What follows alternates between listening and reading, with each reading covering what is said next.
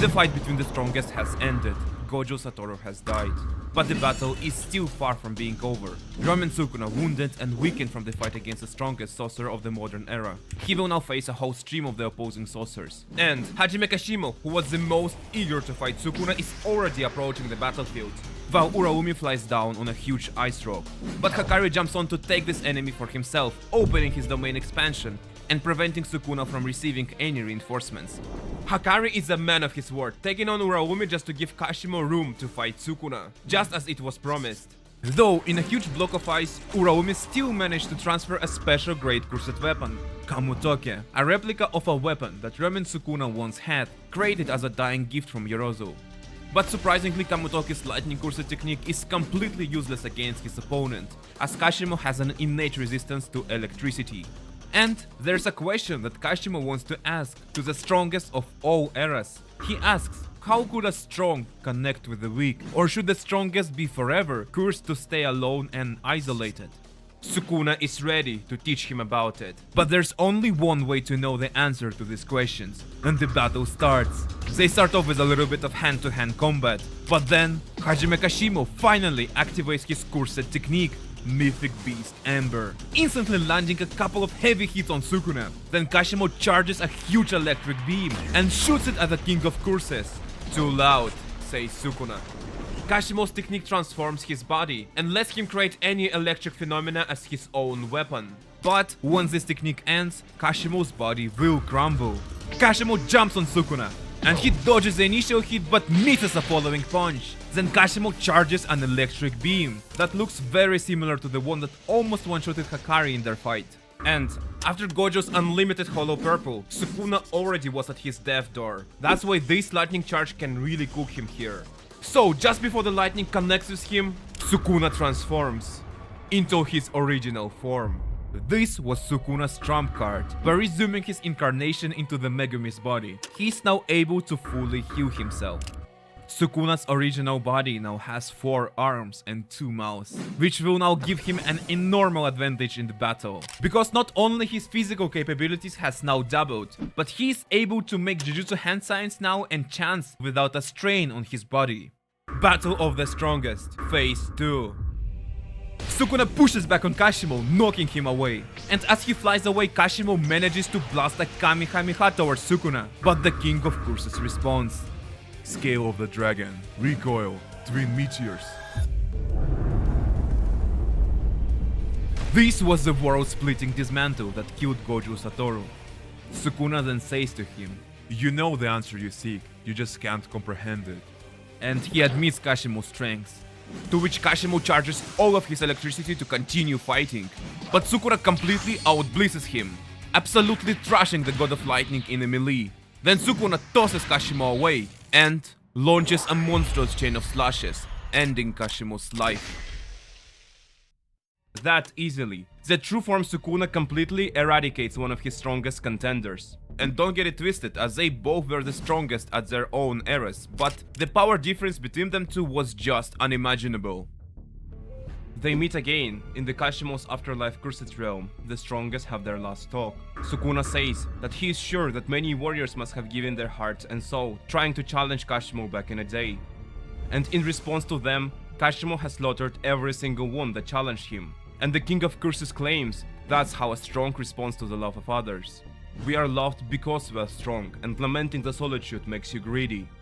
But in response, Kashimo asks him if this is really enough for him, and if yes, then why did he mince his own soul to the cursed objects and watch 1,000 years go by? But Sukuna assures him that love is worthless, and that he lives how he likes, just for his own pleasures until the day he dies. Interestingly enough, Sukuna didn't respond to why did he create his cursed fingers and waited so many years to reincarnate. Back to reality. And there you are. As the restless gambler's domain breaks down, Higuruma Hiromi and Yuji Itadori arrive on the battlefield to face the strongest curse. But now, we get transported from this battle straight to Kenjaku's, where he's about to have an I'm not sure if I should call it a battle or even a comedic contest with the GOAT Takaba himself. And I'll say it bluntly that I just have to skip through Kenjaku's full encounter with Takaba. Not only because this video is focused primarily on the Sukuna's fight, but also because I just really have no idea how to capture their kind of fight in my video. Just know that Takaba's technique was broken enough to make Kenjaku become fully invested in trying to overcome the comedian. And just when Kenjaku has finally managed to overcome through Takaba's technique, Yuta Gojo has already jumped on him from behind, decapitating Kenjaku in a single swift slash. However, as his head fell to the ground, the mad scientist claimed that his will be passed on.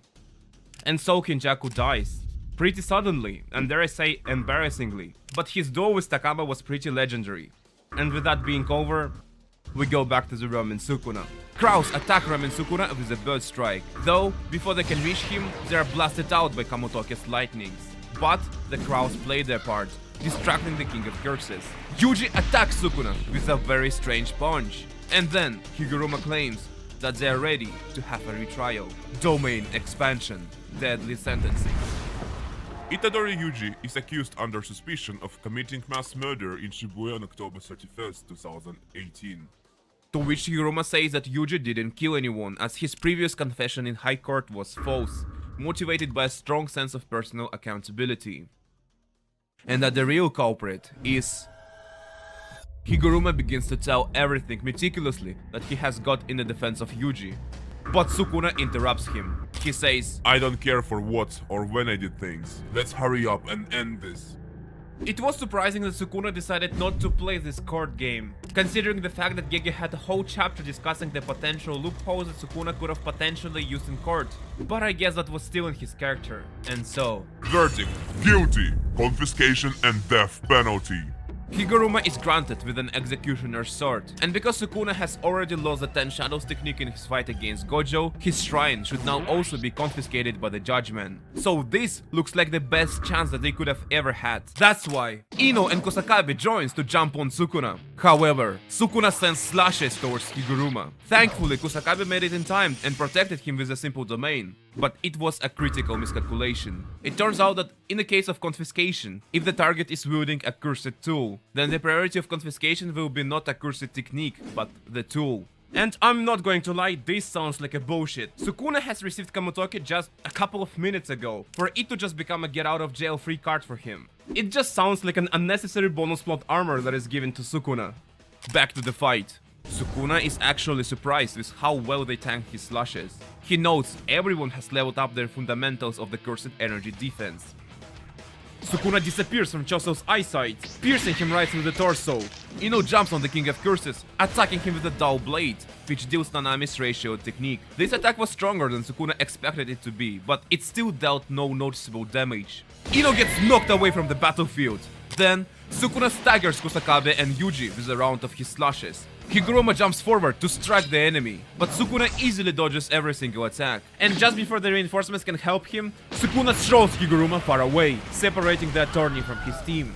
Yuji tries to chase the King of Curses, but he's just way too fast. And now, Higuruma has to face Ramen Sukuna completely alone. Sukuna sends a round of dismantles. A flashback. Yuji had a one-on-one talk with Higuruma. He has sensed that Higuruma probably wants to sacrifice himself in the upcoming battle, and in that way Yuji and Higuruma are the same. But Itadori still feels like Higuruma should not go, especially considering that he's about to take a pivotal role with the Executioner's sword plan, and all without a reverse curse technique.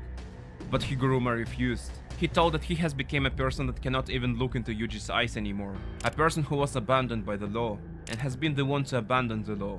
I would like to be the one to punish myself in the end. Back to the present. He didn't die from Sukuna's slashes, as Higuruma has activated the domain amplification, which mitigated the damage. And Sukuna is completely enthralled by the sight. A sorcerer who was awakened a mere couple months ago develops at such a tremendous speed. This is a talent that rivals even Satoru Gojo himself. But what's even more crazy is that he uses a very high level of amplification, as domain amplification makes you unable to use a cursed technique. That is why Sukuna has paid very close attention to only pause and not invalidate Mahoraga's adaptation when he fought Gojo. And just like the strongest, Higuruma is able to do it the same way, pausing and resuming the Executioner's sword in between the amplifications.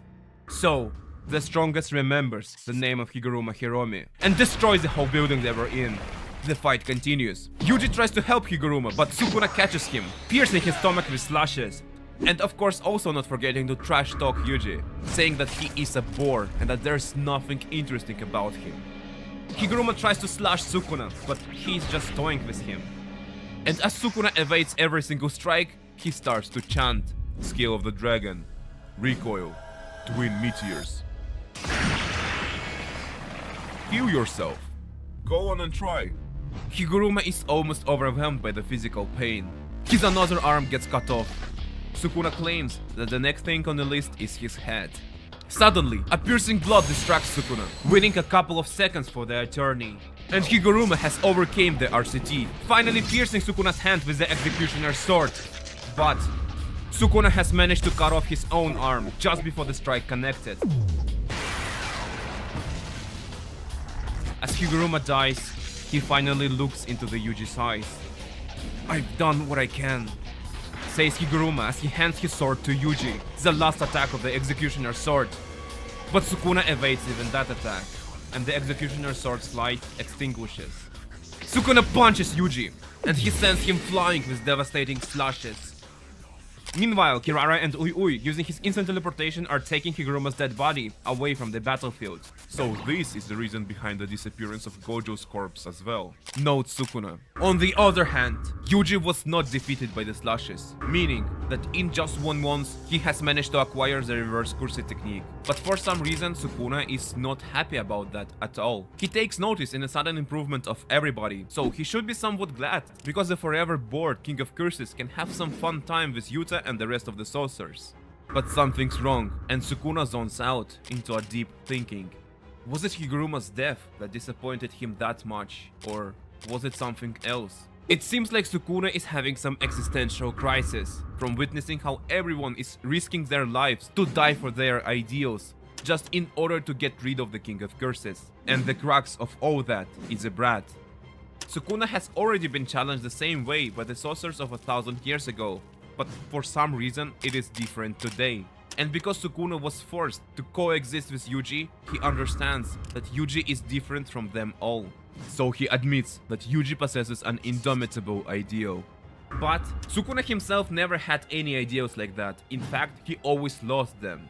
And so Ramen Sukuna announces that he will take everyone's ideals and mint them to bits. It is important to also note that just before Kenjaku died, he has managed to transfer Tengen and the authority to the Great Merger straight to Megumi Fushiguro, straight to the Ramen Sukuna that occupies his body. So Sukuna swallows Tengen's body and says that he will start by killing everyone here. After that, he will murder all of the remaining Calling Game players. And then Sukuna will complete the merger to have some fun with the monster creature.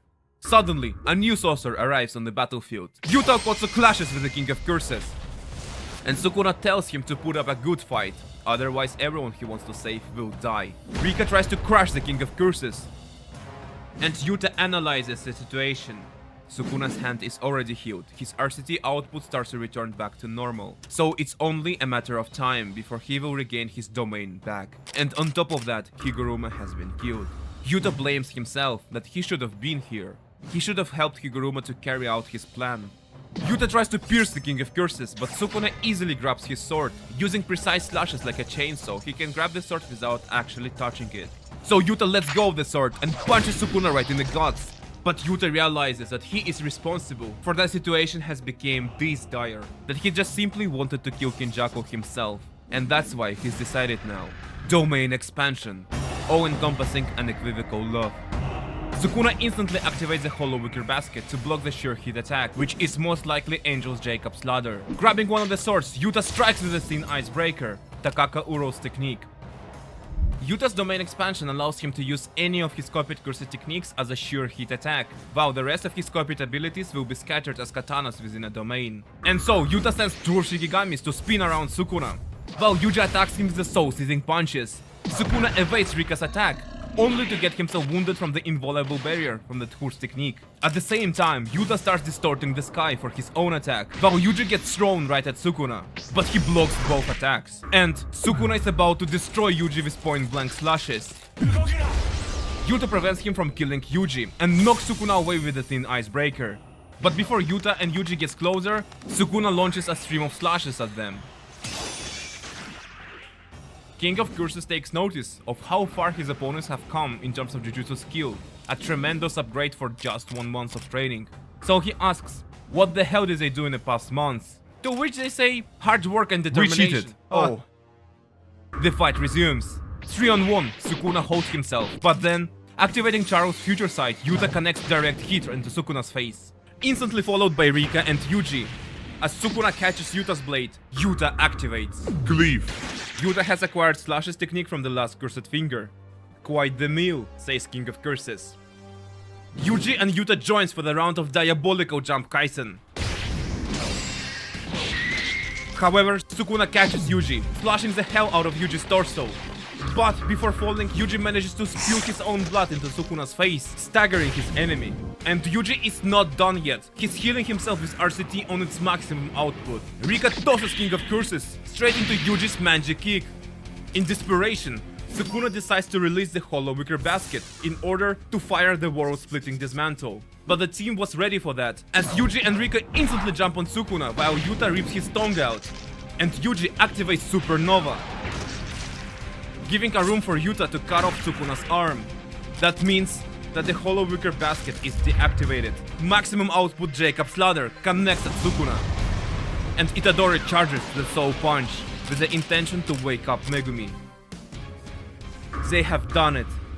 Yuta and Yuji designed a really good battle plan, and technically it would have worked out. However, Yuji witnesses. Within Fushiguro Megumi's soul, any will to live has already been extinguished. Fushiguro cannot bring himself to stand up anymore. Scale of the Dragon. Recoil. Twin Meteors. Sukuna goes on a rampage, slashing all 3 of his enemies, splitting Yuta Kotsu in half. Their plan failed. Yuji and Yuta has now been defeated, and Yuta has been possibly even killed. If Fushiguro just got up there and took back his body, they would have probably won by now. But you can't blame Megumi for being mentally destroyed, because his only reason to live and fight was to protect his sister Tsumiki. So Sukuna made sure to not just kill Tsumiki, he took it a step further, doing so using Megumi's own hands to deal even more emotional damage to the boy. Sukuna has also performed the special ritual that sunk the soul of his host into the literal abyss of evilness. And on top of that, Megumi's soul was the one that suffered the unlimited void multiple times in the fight against Satoru Gojo. And finally, Megumi's only parental figure in life, a person that has helped him throughout his whole life, has also been killed by his own hands. So, no fucking shit that Megumi is mentally destroyed here.